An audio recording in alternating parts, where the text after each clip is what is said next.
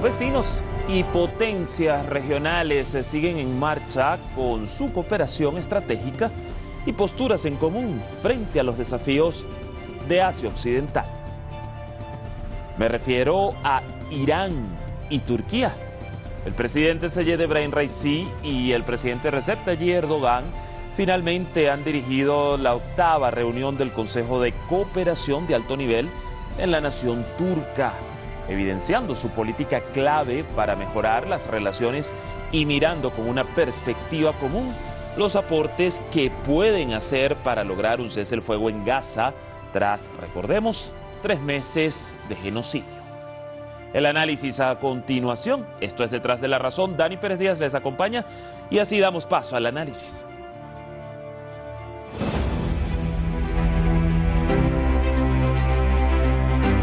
El presidente de Irán realizó una visita oficial a Turquía.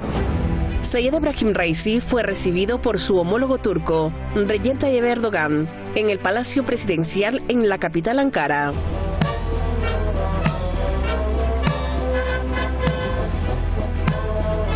Acto seguido, los dos mandatarios presidieron la 8ª reunión del Consejo Supremo de Cooperación Turquía-Irán. Los dos países firmaron también 10 acuerdos de cooperación en diferentes campos, como la energía, el transporte, libre comercio y turismo. به دنبال همکاری‌های بسیار خوبی که در این سالها با کشور ترکیه داشتیم، بنامون بر ارتقاء و توسعه سطح این روابطه. معتقدیم ظرفیت جمهوری اسلامی ایران و ظرفیت کشور همسایه و دوست و برادر ما ترکیه ظرفیت بالایی است و با این ظرفیت هایی که بین دو کشور وجود داره میتونه سطح روابط ما توسعه پیدا کنه. در همه حوزه ها ما میتونیم جهشی داشته باشیم در توسعه روابط. İkili gündemimizde yer alan konular hakkında görüş alışverişinde bulunduk. Konseyimizin geçmiş toplantılarında aldığımız kararların takibini yaptık. İran'la yıllık 30 milyar dolar ticaret hedefimiz bağlamında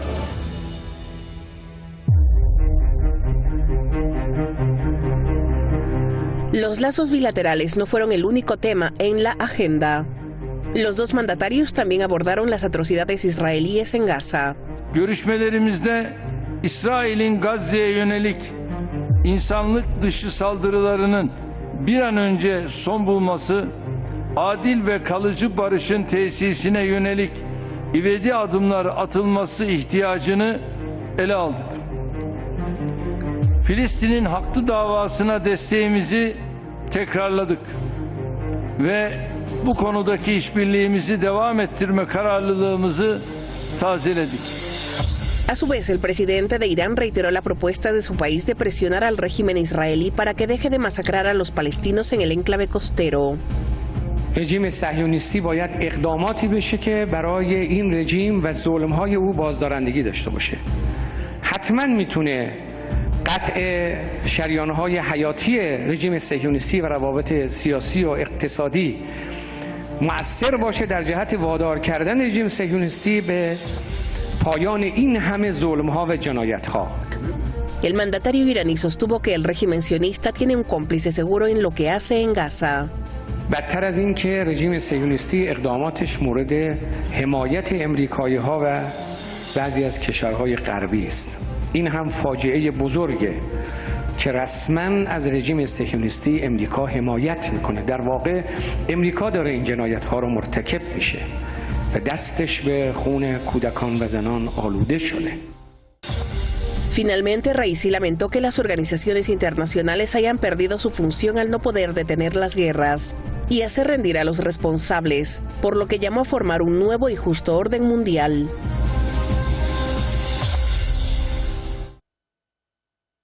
Un nuevo y justo orden mundial. Vamos a precisamente analizar parte de eso y más de lo abordado. Allí lo veíamos entre ambos presidentes en Ankara. Gracias al equipo de redacción y producción por este material. Presentamos rápidamente a nuestros expertos en la materia. Hoy estará con nosotros Adrián Celaya, analista internacional, presidente de CAI Center desde Durango, España.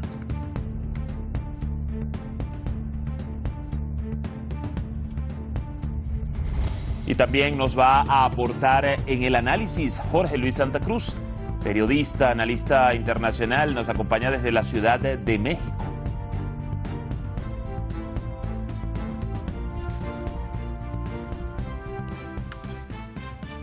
Allí veíamos sus perfiles en pantalla, ya están conectados con nosotros, los saludamos rápidamente. Adrián, gusto que esté hoy con nosotros para el análisis, bienvenido. Encantado de estar con vosotros y con Jorge Luis también, por si acaso. Por favor, y por también, así es, y también una cordial bienvenida a Jorge Luis, que lo tenemos hoy acá en el análisis para esta edición importante en Detrás de la Razón. ¿Cómo está, Jorge Luis? ¿Qué tal, Dani? Muy contento de estar con usted. Saludo al equipo, a Adrián, con muchísimo gusto, respeto y a la audiencia. Yo quiero iniciar justamente con usted, Jorge Luis. Irán, Turquía, dos vecinos regionales que por naturaleza están llamados a sostener, ¿no?, buenas relaciones, aún con cualquier diferencia de posturas ante ciertos tópicos. Empecemos por lo comercial, sector en donde, vamos a reiterar, aspiran a aumentar a 10.000 millones de dólares en las inversiones para llegar a 30.000 millones por año. ¿Cuán impacto, Jorge Luis, tiene esto para dos países de la categoría de Irán y Turquía en la región? Y sobre todo, ¿cuánto dice, no, en el aspecto que ni aún con las sanciones estadounidenses, pues para con Irán, principalmente las colaboraciones entre ambas naciones fueron suspendidas? ¿Cómo lo ve? Muy bien, Dani, mire, si usted me lo permite, si Adrián no tiene inconveniente, plantearé el tema de lo general a lo particular. ¿Qué quiero decir? Que en lo general la reunión que sostuvieron los presidentes de Irán y de Turquía tiene que ver con los esfuerzos de las dos naciones que representan para lograr lo que dijo el presidente Recep Ebrahim Raisi de Irán como un nuevo orden global justo. ¿A qué me refiero? A que tanto Irán como Turquía se manifiestan abiertamente por un modelo multipolar. Vamos, voy a citar palabras del presidente de Turquía, el presidente Erdogan. Él habló, entre otras cosas, sí, como usted lo señala, de lograr un acuerdo comercial preferencial con Irán, lo cual beneficiaría y beneficiará mucho a Irán ante el bloqueo de Estados Unidos y de los aliados occidentales de Washington. El presidente Erdogan también habló, fíjense ustedes, de dejar atrás los reflejos comerciales proteccionistas. Esto, a juicio de un servidor, está cargado de significado, porque lo que le están diciendo a Occidente es cero proteccionismo y sí multipolaridad como la que pregonan los BRICS con Rusia, con China, etcétera. Y ya en lo particular es simple y llanamente que estas dos naciones establecen un frente económico defensivo también, pero si hay oportunidad lo platicaremos después. A ese punto vamos a llegar un poco más adelante. Voy antes con Adrián y vamos a contrastar en esta misma línea, Adrián, en ese punto de la geopolítica regional y con los claros objetivos de ambos países en posicionarse como líderes regionales. En muchas ocasiones expertos también en geopolítica pues han considerado que por lapsos o momentos Teherán y Ankara se han enfrentado con guantes de seda, por decirlo de alguna manera, pero ¿cree que a la fecha estos dos países, Adrián, junto a sus gobiernos, por supuesto, han dado en la clave en esa senda de retroalimentación mutua para poder ambos contribuir más fuertemente a los desafíos que hoy le está imponiendo Asia Occidental? ¿Cómo lo ve? Bueno, vamos a ver. Turquía e Irán tienen algunos aspectos muy importantes en común o en paralelo, podríamos decir, ¿no? Dentro de Asia Occidental son dos países musulmanes no árabes, con una larga tradición histórica, un peso en cuanto a población, económico, militar importantísimo, son claramente las dos potencias que pueden definir por sí mismas el futuro de Asia Occidental sin ninguna duda, ¿no? En el momento actual, el que estas dos potencias se pongan de acuerdo, y claro, por supuesto anteriormente hubiera sido también un factor decisorio, pero en el que estas dos potencias se pongan de acuerdo efectivamente puede ser importantísimo para que los problemas de Asia Occidental y las crisis inmediatas se resuelvan con mayor o menor rapidez. ¿Han dado ya con esa clave para contribuir a esos desafíos? Bueno, quizás es muy pronto para responder afirmativamente a esta pregunta, lamentablemente, diría yo. Seguramente estos dos países han evolucionado de forma muy distinta en su posición geopolítica, muy distinta en su relación con Occidente o con el bloque de la NATO, fundamentalmente, ¿no? Claro, Irán está, de alguna forma, ya desde la revolución del año 79, está claramente enfrentada al bloque occidental, claramente enfrentada a la NATO y en los últimos años claramente alineada con el bloque emergente liderado por Rusia y China y ahora dentro de los BRICS incluso, ¿no? Claro. El caso de Turquía no es exactamente igual. Evidentemente, por sus condiciones internas, Turquía puede tener, y por su base cultural, musulmana, etcétera, puede tener tendencias históricas en este sentido similares, pero está claro que su experiencia histórica le ha ido colocando en un contexto distinto. Turquía todavía es miembro de la OTAN y aunque se ha ido reposicionando hacia una línea, digamos, de neutralidad creciente, y que conceptualmente encaja muy claramente en los conceptos que se están impulsando desde este mundo multipolar, ¿no? Pero va dando pasos despacio, no está, digamos, posicionada hasta el punto que está claramente posicionado Irán. Claro. Y yo creo que esta es la cuestión clave desde el punto de vista de la pregunta que me planteáis. ¿Hasta cuál va a ser la evolución en el muy corto plazo de Turquía y la velocidad de esa evolución, que parece muy claramente alineada hacia los países emergentes y hacia una mayor cercanía con Irán? Pero la velocidad de ese desplazamiento de Turquía puede ser definitiva en este sentido. Posturas totalmente que a veces, quizás de parte de un actor de Irán, es más claro qué esperarse o qué posicionamiento esperarse, y a veces con Turquía hay que allí esperar a que hable su presidente o sus autoridades para ver cómo se define o cómo se enmarca muchas veces. Jorge Luis, avanzamos a otro punto rápidamente antes de que el tiempo se nos agote. Seguridad contra el terrorismo, otro de los tópicos abordados y que al compartir fronteras es vital que lo hagan. En este aspecto hay que destacar que el presidente turco condenó el ataque terrorista ocurrido en Kermán, Irán, el pasado 3 de enero. Señaló que su país apoya a Irán precisamente en el combate contra el terrorismo y enfatizó la importancia del apoyo de Irán al combate de Turquía contra el terrorismo, especialmente a los milicianos kurdos. ¿Cómo se visualiza este aspecto entre ambas naciones, sobre todo, Jorge Luis, ante el tenso escenario regional en el que el terrorismo está volviendo a ser de las suyas y tomando en cuenta las posturas encontradas que en algunos momentos han tenido estas dos naciones respecto, por ejemplo, a la guerra en Siria y al conflicto entre Azerbaiyán y Armenia? Sí, cómo no. Es uno de los puntos que obligan, si se me permite la expresión, a que tanto Ankara como Teherán estrechen lazos de seguridad. Incluso en su discurso en Ankara, el presidente de Irán, el presidente Raisi, dijo que la seguridad de Turquía es nuestra seguridad. ¿Y por qué esta afinidad? Porque incluso el presidente Raisi también lo dijo en Ankara, porque el terrorismo en la región, el terrorismo en Asia Occidental es apoyado por Estados Unidos. Y esta idea la voy a concatenar con una declaración que hizo hace unos días el secretario de Estado de los Estados Unidos, Anthony Blinken en el Foro Económico Mundial de Davos.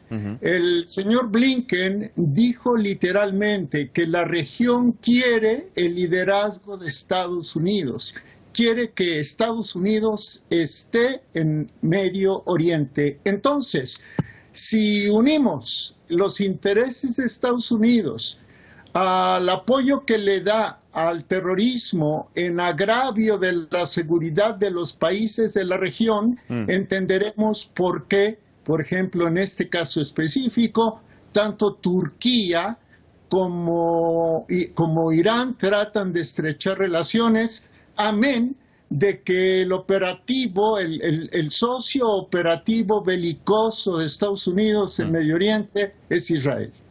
Y bueno, ya estamos de hecho viendo, como bien dice Jorge Luis, Estados Unidos no quiere salir de la región. Estamos viendo lo que está pasando allí en el Mar Rojo, más específicamente en Yemen. Adrián, era de esperarse que el genocidio en Gaza fuera un tema a abordar entre los presidentes Raisi y Erdogan. Tanto Irán como Turquía, bien lo hemos visto, han expresado su apoyo a la causa palestina y han alzado su voz para un alto el fuego. Pero un punto aquí es, como ha llamado Irán, cortar las arterias vitales, relaciones con Israel. Recordemos que Turquía, si bien ha considerado hasta denunciar a Tel Aviv por crímenes de guerra, antes del 7 de octubre de 2023 se venía dando una especie de acercamiento entre la nación turca y el régimen israelí, sobre todo en lo comercial. Por ello, le pregunto, Adrián, ¿qué tan delicado es este punto de efecto de esas buenas relaciones entre Turquía e Irán? Bueno, efectivamente es y puede seguir siendo un punto tremendamente delicado. Claro, esto depende de muchas cosas, pero hay una cuestión de fondo fundamental, que es de alguna forma la que hemos comentado antes. ¿Cómo evoluciona el posicionamiento geopolítico de Turquía? Es lógico, hay que entender que Turquía, en ese desplazamiento progresivo con respecto a Occidente, y manteniéndose todavía como miembro de la OTAN, pues tenga que gestionar su posicionamiento de forma prudente. Turquía mantiene una política muy independiente, pero digamos que no alineada, es decir, no con un alineamiento tan claro como tiene en este momento Irán, digamos, con ese bloque emergente conjunto con Rusia, China, India, etcétera. Turquía, por lo menos por el momento, intenta mantener una posición independiente y guardar todos los equilibrios con las distintas partes dentro de esa pugna geopolítica, de ese choque geopolítico que ha estallado hace un par de años. Claro, el mantener esa posición independiente dentro de ese choque es cada vez más difícil, más complicado, y Turquía sabe esto. Precisamente el hecho de que haya estallado este choque geopolítico, parte de ese estallido es lo que está sucediendo en Gaza, y ese estallido le ha obligado en concreto a Turquía a posicionarse, a cambiar su posicionamiento, como habéis dicho vosotros, en su relación con Israel. Pero claro, ¿cómo vaya evolucionando ese posicionamiento de Turquía en el futuro? ¿En qué medida Turquía va a ser capaz de adecuar la velocidad de su adaptación al nuevo contexto a la velocidad de los acontecimientos? Puede ser muy importante, porque a medida que se va agravando la situación en Oriente Medio, en Asia Occidental, va a ser cada vez más difícil mantener posiciones intermedias o posiciones meramente dialécticas, ¿no? Es decir, todos los países implicados van a tener, como se suele decir, van a tener que implicarse en serio, van a tener que mojarse, y si unos se mojan y otros no, esto va a dificultar evidentemente las relaciones entre ellos. Van a tener que cuadrarse, como diríamos en Latinoamérica, y además, conforme vaya también sucediendo lo que está sucediendo en Gaza, veremos más la postura en especial de Turquía. Jorge Luis, rápidamente, el tiempo apremia, y en esta misma línea algo interesante es que, a pesar de los informes que ha emitido la oficina del boicot a Israel de la Liga Árabe, pues Ankara hasta ahora no ha cortado esos vínculos comerciales con el régimen israelí.